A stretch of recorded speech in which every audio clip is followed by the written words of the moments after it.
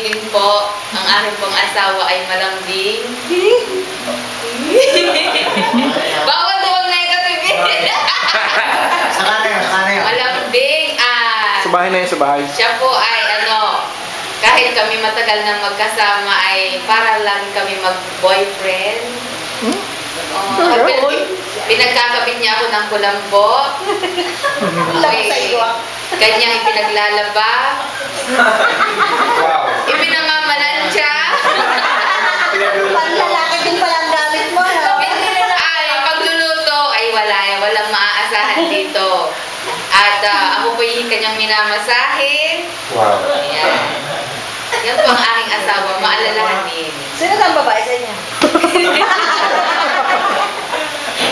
Yun lamang. Siya po ay, siya ay unregistered nurse. Pero siya po ay nagtatrabaho sa accounting office sa Municipality of Chao. Kabats mo? Yes, sir. Si ano? Quezon. Siya po ay elder. At siya po ay wala na. Speaker yun. Mabait. Speaker. Mabait. Hindi ka magkano ng mga taga rito. Elder, Pero, younger. mababait ang mga kamag-anak ko. Bababay siya. Pare-pare marunong magluto at maglaba eh. Ito ang aking asawa, siya ay taga-Chao. Ang inaigal, taga-San Juan, mga maigat ang taga-Chao. Ang pangalan ni Virginia Tolentino, yung dalaga pa. Virginia. Siya po ay For sure. napakamasayahin. Hindi. At kalog, Hindi. hindi. Siya po ang aming cook sa bahay. Dahil pagdating talaga sa pagluluto, walang yalang. Kung sinong merong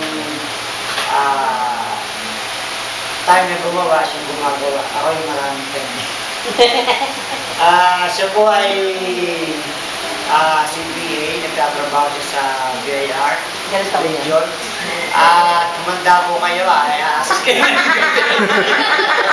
Ganito ko dyan. Siya po ay very active sa church. Siya po ay women ministry leader. Ano pa? Assistant treasurer. Presidente ng ano. Presidente ng bukod sa buong district, siya din yung leader ko ng women ministry.